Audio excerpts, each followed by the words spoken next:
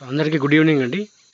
రీసెంట్‌గా north India bus incident మరొక ముందునే మన కర్నూలు, బెంగుళూరు బస్ ఇన్సిడెంట్ జరగడం అనేది చాలా బాధాకరం.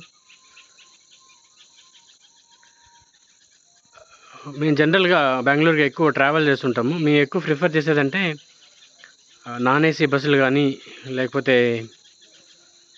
గవర్నమెంట్ బస్సులు కానీ ఎక్కువ ప్రిఫర్ చేస్తుంటాము. యాక్చువల్‌గా ఈ మదనపల్లి నుంచి కానీ, చిత్తూరు నుంచి కానీ ప్రైవేట్ బస్సులు ఎక్కువ ఉన్నా కానీ నేను ఇంతవరకు ఎప్పుడు కానీ ఏసీ బస్సులో నేను ప్రయాణం చేయలేదు. సో నాకు ఆ ఏసీ బస్ ఎక్స్పీరియన్స్ అనేది చాలా తక్కువ ఉంది యాక్చువల్‌గా. నేను ఇందాకే న్యూస్ చదువుతున్నాను. ది హిందూలో న్యూస్ చదువుతున్నాను. వాళ్ళు మెన్షన్ చేసింది ఏంటంటే ఈ ఏసీ బస్సులు ఆల్మోస్ట్ అన్నీ కూడా విండోస్ సీల్డ్ అయి ఉంటాయన్నమాట. అంటే మన నార్మల్ బస్సులో ఏదంటే విండోస్ ఇలా ఓపెన్ చేయడానికి, పుష్ చేయడానికి ఇలా ఉంటుంది. కానీ ఈ సీల్డ్ బస్సులో అలా ఉండదన్నమాట. అది పెద్ద డ్రాబ్యాక్ యాక్చువల్‌గా. సో ఎప్పుడైతే ఇలా విపత్తులు జరుగుతాయో అలాంటప్పుడు ఖచ్చితంగా ఓపెన్ చేయడానికి లేదు. సో మనం ఎస్కేప్ అవ్వడానికే ఛాన్స్ లేదు. సో ఎక్సెప్ట్ ఎక్కడైతే ఈ ఎమర్జెన్సీ విండోస్ ఉంటాయో అవి తప్పనిచ్చి నార్మల్‌గా అయితే ఓపెన్ చేయడానికి అసలు ఉండదన్నమాట.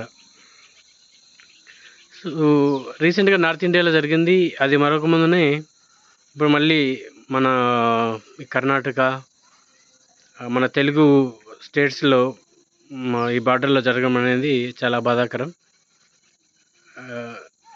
ఆ బస్ చూస్తుంటే ఎక్కడ చూసినా శవాలు గుట్టలు గుట్టలుగా పడ్డాయి పాపం. సో ప్రికాషన్స్‌లో ఏం తీసుకోవచ్చు అంటే ఖచ్చితంగా ఎమర్జెన్సీ విండోస్ అనేసి ఎక్కువ పెట్టాలి యాక్చువల్‌గా. ఈ వేసవిలో ఇలాంటప్పుడైతే మేబీ ఈ ఏసీ బస్సులు అలాంటి ప్రిఫర్ చేయాలి. కానీ ఇప్పుడు వెదర్ అయితే నార్మల్‌గా ఉంది. సో ఏసీ బస్సులు ఇలాంటివన్నీ నాకు తెలిసి అంత ప్రిఫరబుల్ కాదనుకుంటాను నేనైతే. అండ్ ఇంకోటి ఏంటంటే మన మన ఆంధ్రా నుంచి బెంగుళూరుకి వెళ్ళే గవర్నమెంట్ బస్సులు కూడా చాలా తక్కువగా ఉన్నాయనిపించింది నాకైతే. ప్రైవేట్ ట్రావెల్సే ఎక్కువ ఉన్నాయి. గవర్నమెంట్ బస్సులు కూడా ఎక్కువ అరేంజ్ చేస్తే బాగుంటుంది. ఎందుకంటే గవర్నమెంట్ బస్సులో అయితే ఖచ్చితంగా ఎక్స్పీరియన్స్ డ్రైవర్లతో పాటు ఎక్స్పీరియన్స్ స్టాఫ్ ఉంటుంది అనేది నా ఫీలింగు. ఆ బస్ ఇన్సిడెంట్ నేను యాక్చువల్‌గా ఊహించుకోలేకపోతున్నాను అట్లే. ఎందుకంటే మేము చాలా సార్లు బెంగుళూరుకి ట్రావెల్ చేస్తున్నాము. ఇప్పుడు కానీ ఇలాంటి సంఘటనలు జరగలేదు. లాస్ట్ టైం అంటే రీసెంట్‌గా జరిగింది. మళ్ళీ అది తేరుకోకముందే ఇలానే మళ్ళీ జరగడం అనేది ఇట్స్ యాక్చువల్లీ అన్‌ఫార్చునేట్. సో నా రిక్వెస్ట్ ఏంటంటే ఇప్పుడు వర్షాకాలం కాబట్టి ఏసీ బస్సులు అయితే అంత అవసరం లేదు యాక్చువల్‌గా. నా ప్రకారం అయితే ఏసీ బస్సులు అవసరం లేదు. నార్మల్ బస్సులోనే ప్రయాణించండి. అండ్ డే టైంలో కూడా ప్రయాణిస్తే బాగుంటుంది అనుకుంటాను. చాలామంది ఏంటంటే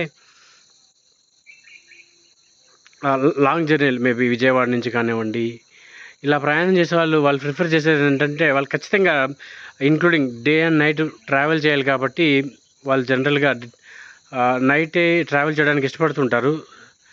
సో డే టైంలో కూడా కొద్దిగా ట్రావెల్ చేస్తే ప్రిఫరబుల్‌గా ఉంటుందనేసి నా ఒపీనియన్. సో ఈ ఏసీ బస్సులోనే ప్రయాణం చేయాలి, ఇంకా ఆప్షన్ లేదు అని అనుకున్నప్పుడు మనకి ఎమర్జెన్సీ విండోస్ ఓపెన్ చేయడానికి ఖచ్చితంగా కొన్ని ప్రికాషన్స్ ఉన్నాయో లేదో చెక్ చేయండి బయలుదేరే ముందు. సో ఇంకెప్పుడు ఇలా జరగకూడదు అనేసి ఆ దేవుని మనస్ఫూర్తిగా కోరుకుంటాను నేను. ఎమర్జెన్సీ విండోస్ ఖచ్చితంగా ఉండాలి. మా చాలా అయితే ఎమర్జెన్సీ విండోస్ ఖచ్చితంగా ఉండాలి. అండ్ దీంతో పాటుగా if suppose emergency Windows open కాలేదు, వాటితో పాటుగా ఏదైనా బలమైన ఆయుధాలు లైక్ హ్యామర్స్, సుత్తులు ఇలాంటివి కూడా బస్సులో ఉంటే మంచిగా ఉంటుంది. ఎందుకంటే ఎమర్జెన్సీలో ప్రతి ఒక్క విండో ఓపెన్ కాకపోవచ్చు. అలాంటప్పుడు మనమే చాలా గాబరా పడిపోయేసి ఏం చేయాలో తోచని పరిస్థితుల్లో ఇలాంటి ఏదైనా బలమైన ఆయుధాలు కూడా బస్సులో ఉంటే కొంచెం సురక్షితం అనేసి నేను అనుకుంటున్నాను. సో కొంచెం ఆలోచించి బస్సులో ప్రయాణించేటప్పుడు అన్ని సేఫ్టీ మెజర్మెంట్స్ ఉన్నాయో లేదో ప్రయాణం చేసేటప్పుడు ఖచ్చితంగా అడిగి తెలుసుకోండి. సేఫ్గా ప్రయాణించాలనేసి నేను కోరుకుంటున్నాను. ఇలాంటి సంఘటనలు మళ్ళీ పునరావృతం కాకూడదనేసి నేను మనస్ఫూర్తిగా దేవుని కోరుకుంటున్నాను. ఇలా జరిగినటువంటి కుటుంబాలకి ఆ దేవుడు మంచి ధైర్యాన్ని ఇవ్వాలనేసి మనస్ఫూర్తిగా కోరుకుంటున్నాను.